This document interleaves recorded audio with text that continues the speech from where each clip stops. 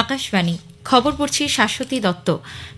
বিশেষ খবর হল, প্রধানমন্ত্রী নরেন্দ্র মোদী কাতারের প্রধানমন্ত্রীর সঙ্গে বাণিজ্য ও বিনিয়োগ, জ্বালানি, অর্থের মতো দ্বিপাক্ষিক সহযোগিতা সম্প্রসারণের বিষয়ে মতবিনিময় করেছেন। পরিবহন ক্ষেত্রে পরিবেশ বান্ধব হাইড্রোজেন ব্যবহারের বিষয়ে পাইলট প্রকল্প চালানোর জন্য সরকার কিছু নির্দেশিকা জারি করেছে। আবগারি নীতি কেলেঙ্কারি মামলায় দিল্লির মুখ্যমন্ত্রী অরবিন্দ কেজরিওয়ালকে এই নিয়ে ষষ্ঠবার সমন জারি করেছে ইডি। সিবিএসইর দশম ও দ্বাদশ শ্রেণীর পরীক্ষা আজ শুরু হচ্ছে। যানজট এড়াতে পরীক্ষার্থীদের সকাল 10টার মধ্যে পরীক্ষা কেন্দ্রে পৌঁছানোর পরামর্শ দেওয়া হয়েছে। রাজকোটে আজ ভারত ও ইংল্যান্ডের মধ্যে তৃতীয় ক্রিকেট টেস্ট শুরু হচ্ছে। এফআইএইচ হকি প্রো লিগে ভারতীয় পুরুষ দল আজ অস্ট্রেলিয়ার মুখোমুখি হবে। আসছি বিস্তারিত খবরে। প্রধানমন্ত্রী নরেন্দ্র মোদী তার দুদিনের সংযুক্ত আরব আমিরশাহী সফরের শেষে গত সন্ধ্যায় কাতারের রাজধানী দোহা পৌঁছেছেন। কাতারের আমির Sheikh Tamim bin Hamad Al থানির সঙ্গে দ্বিপাক্ষিক বৈঠক করেন তিনি।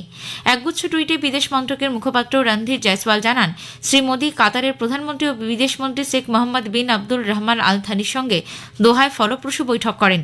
বাণিজ্য ও বিনিয়োগ, জ্বালানি, অর্থের মতো ক্ষেত্রে দ্বিপাক্ষিক সহযোগিতা বৃদ্ধি করার বিষয়ে তাঁদের মধ্যে কথাবার্তা হয়েছে বলেও তিনি জানান। Shri Modi social media platform এক্সে লিখেছেন, কাতারের প্রধানমন্ত্রীর সঙ্গে তার এই বৈঠক ভারত কাতার বন্ধুত্বের সম্পর্ককে আরও মজবুত করবে। দোহা বিমানবন্দরে শ্রী মোদীকে স্বাগত জানান কাতারের বিদেশ প্রতিমন্ত্রী সুলতান বিন সাদ আল মুরাইকি। কাতার রওনা হওয়ার আগে ভাষণে প্রধানমন্ত্রী বলেন, ভারত ও কাতারের মধ্যে ঐতিহাসিক ও মৈত্রীর সম্পর্ক রয়েছে। সাম্প্রতিক কয়েক বছরে দুদেশের মধ্যে উচ্চ পর্যায়ের রাজনৈতিক ক্ষেত্রে মতবিনিময়, ক্রমবর্ধমান বাণিজ্য ও বিনিয়োগ, জ্বালানি অংশীদারিত্বের সম্প্রসারণ এবং সংস্কৃতি ও শিক্ষাক্ষেত্রে সহযোগিতা সহ সব ক্ষেত্রেই বহুমুখী সম্পর্ক গভীর হয়েছে। শ্রী মোদী বলেন, দোহায় 8 লক্ষ প্রবাসীকে নিয়ে গড়ে ওঠা শক্তিশালী ভারতীয় সম্প্রদায়ের উপস্থিতি ভারত ও কাতারের মধ্যে নিবিড় জনসংযোগের পরিচায়ক। এর আগে গতকাল আবুধাবিতে প্রথম হিন্দু মন্দিরের উদ্বোধন করেন তিনি। মধ্যপ্রাচ্যে এ ধরনের ঐতিহ্যবাহী পাথরের হিন্দু মন্দির এই প্রথম নির্মিত হল। এই অঞ্চলের বৃহত্তম এই মন্দির বোচা সন্ন্যাসী অক্ষর পুরুষোত্তম স্বামীনারায়ণ সংস্থা বিএপিএস ভারত ও সংযুক্ত আরব আমিরশাহীর মধ্যে নিবিড় সম্পর্ক এবং ধর্মীয় স্বাধীনতার প্রতীক। আগামী 1 মার্চ মন্দিরটি জনসাধারণের জন্য খুলে দেওয়া হবে। প্রধানমন্ত্রী চিরাচরিত প্রার্থনা ও মন্ত্রোচ্চারণের মধ্যে দিয়ে এই মন্দিরের উদ্বোধন করেন। অনুষ্ঠান প্রত্যক্ষ করার জন্য সেখানে ভিড় জমান হাজার হাজার মানুষ। পরিবহন ক্ষেত্রে পরিবেশ বান্ধব হাইড্রোজেনের ব্যবহারের বিষয়ে পাইলট প্রকল্প চালানোর জন্য সরকার কিছু নির্দেশিকা জারি করেছে। নতুন ও পুনর্নবীকরণযোগ্য শক্তি মন্ত্রকের জাতীয় গ্রিন হাইড্রোজেন মিশনের অধীনে এই নির্দেশিকা জারি করা হয়েছে। পুনর্ব্যবহারযোগ্য শক্তি এবং ইলেকট্রোলাইজারের দাম কমতে থাকায় আশা করা হচ্ছে পরিবেশ বান্ধব হাইড্রোজেন চালিত যানবাহনের দাম পরবর্তী কয়েক বছরে নাগালের মধ্যে চলে আসবে। এই মিশনের অধীনে অন্যান্য উদ্যোগের সঙ্গেই জীবাশ্ম জ্বালানির পরিবর্তে গ্রিন হাইড্রোজেন ব্যবহারের উপর বিশেষ নজর দেওয়া হবে। সড়ক পরিবহন এবং মহাসড়ক মন্ত্রক এবং প্রকল্প রূপায়ণকারী সংস্থার মাধ্যমে এই উদ্যোগ বাস্তবায়িত হবে। বাস, ট্রাক এবং 4 চাকার গাড়ির জ্বালানি হিসেবে গ্রিন হাইড্রোজেন ব্যবহারের জন্য উপযুক্ত প্রযুক্তি গড়ে তুলতে এই প্রকল্প সহায়তা করবে। কেন্দ্রীয় কৃষিমন্ত্রী অর্জুন মুন্ডা ফের জানিয়েছেন, সরকার বিক্ষোভরত কৃষকদের সমস্যার সমাধানে সব রকম আলোচনায় প্রস্তুত। নতুন দিল্লিতে সাংবাদিকদের মাধ্যমে তিনি শান্তি শৃঙ্খলা বজায় রাখতে এবং আলোচনায় সহযোগিতা করার জন্য আবেদন জানান, যাতে সাধারণ মানুষ সমস্যায় না পড়েন। নতুন আইন তৈরিতে বেশ কিছু বিষয় বিবেচনা করতে হবে বলে জানিয়েছেন তিনি। এদিকে আজই কেন্দ্র এ ব্যাপারে কৃষক সংগঠনের প্রতিনিধিদের সঙ্গে বৈঠকে বসছে। বিকেল 5টায় নির্ধারিত ওই বৈঠকে কৃষিমন্ত্রী ছাড়াও 2 কেন্দ্রীয় মন্ত্রী পীযূষ গোয়েল এবং নিত্যানন্দ রায় উপস্থিত থাকবেন। অন্যদিকে পাঞ্জাবে আজ রেল রোকো কর্মসূচির ডাক দেওয়া হয়েছে। দুপুর 2টো থেকে অবরোধ শুরু হবে। এর ফলে উত্তর ভারতের ট্রেন পরিষেবা বিঘ্নিত হতে পারে বলে আশঙ্কা করা হচ্ছে। দিল্লি পুলিশও বিভিন্ন রাস্তায় যানবাহন চলাচল নিয়ন্ত্রণ করছে। আসিয়ানের সাধারণ সচিব ডক্টর কাও কিম হান্টের নেতৃত্বে এক প্রতিনিধি দল গতকাল নতুন দিল্লির কৃষি ভবনে কেন্দ্রীয় কৃষি ও কৃষক কল্যাণ মন্ত্রী অর্জুন মুন্ডার সঙ্গে সাক্ষাৎ করে। তাদের সঙ্গে এক বৈঠকে মন্ত্রী বলেন, ভারতের অ্যাক্ট ইস্ট নীতির সঙ্গে সামঞ্জস্য রেখে আসিয়ানের সঙ্গে সম্পর্ককে ভারত তার বিদেশ নীতির মূল স্তম্ভ হিসেবে গুরুত্ব দেয়। কৃষিক্ষেত্রে সহযোগিতা বৃদ্ধির দিকে নজর দিয়ে আসিয়ান ভারত সম্পর্ককে আরও গভীর করে তোলার প্রয়োজনীয়তার উপর জোর দেন তিনি।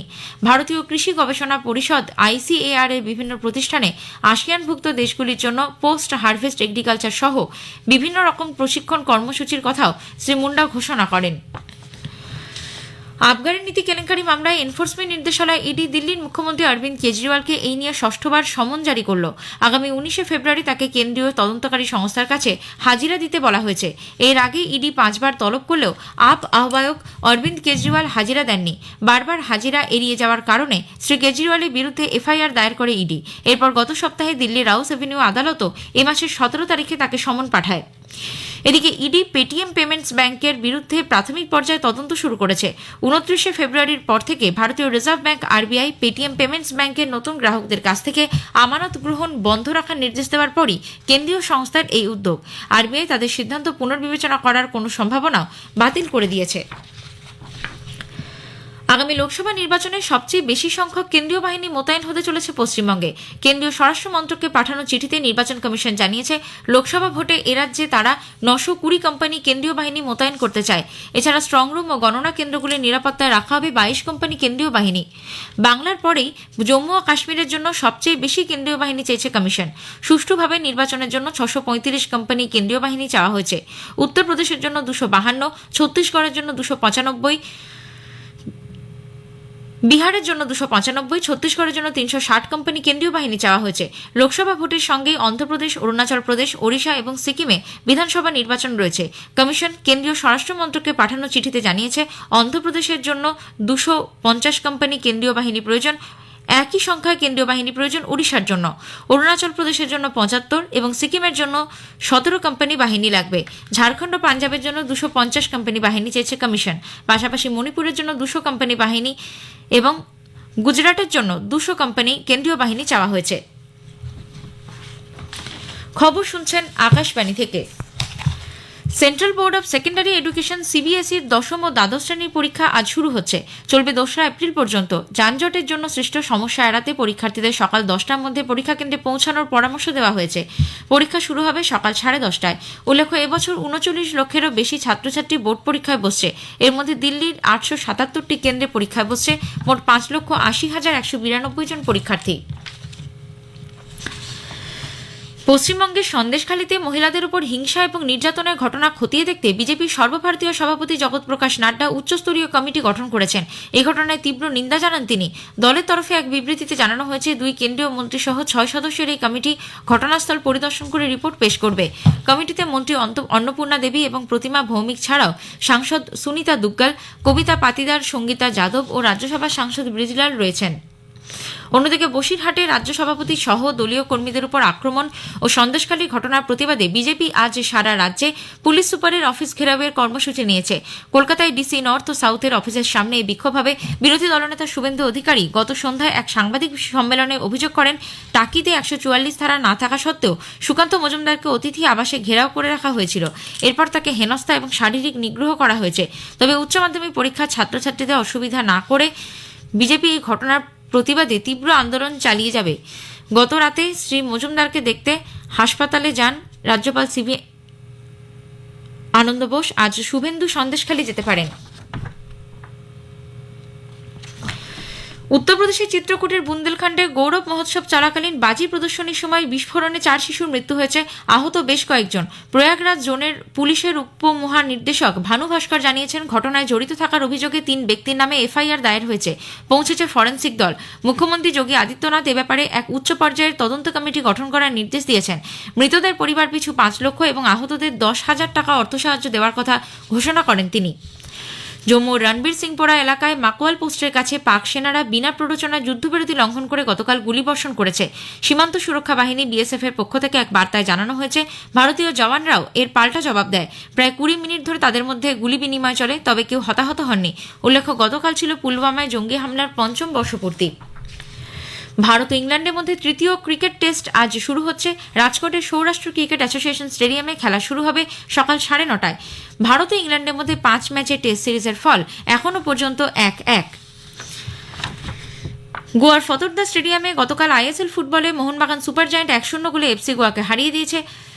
মোহনবাগান 13 ম্যাচে 26 পয়েন্ট নিয়ে লিগ তালিকায় তৃতীয় স্থানে উঠে এসেছে। অন্যদিকে সমসংখ্যক ম্যাচে এফসি গোয়া 28 পয়েন্ট নিয়ে দ্বিতীয় স্থানে রইল। 2024-এর আসন্ন টি-20 বিশ্বকাপে রোহিত শর্মা ভারতীয় দলের নেতৃত্ব দেবেন বলে বিসিসিআই সভাপতি জয় শাহ জানিয়েছেন।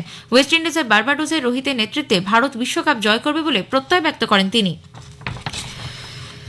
এফআইএইচ পুরুষদের হকি প্রো লিগে ভুবনেশ্বরে কলিঙ্গ স্টেডিয়ামে ভারত আজ অস্ট্রেলিয়ার মুখোমুখি হবে। খেলা শুরু হবে ভারতীয় সময় সন্ধ্যে 7:30টায়। মালয়েশিয়ার সেলাঙ্গোরে ব্যাডমিন্টন এশিয়া টিম চ্যাম্পিয়নশিপে ভারতীয় পুরুষ দল আজ চীনের মুখোমুখি হবে। খেলা শুরু হবে ভারতীয় সময় সকাল 10:30টায়। শেষ করার আগে খবরের বিশেষ বিশেষ কিছু অংশ আরও একবার। প্রধানমন্ত্রী নরেন্দ্র মোদী কাতারের প্রধানমন্ত্রীর সঙ্গে বাণিজ্য, বিনিয়োগ, জ্বালানি, অর্থের মতো ক্ষেত্রে দ্বিপাক্ষিক সহযোগিতা সম্প্রসারণের বিষয়ে মতবিনিময় করেছেন। পরিবহন ক্ষেত্রে পরিবেশ বান্ধব হাইড্রোজেন ব্যবহারের বিষয়ে পাইলট প্রকল্প চালানোর জন্য সরকার কিছু নির্দেশিকা জারি করেছে।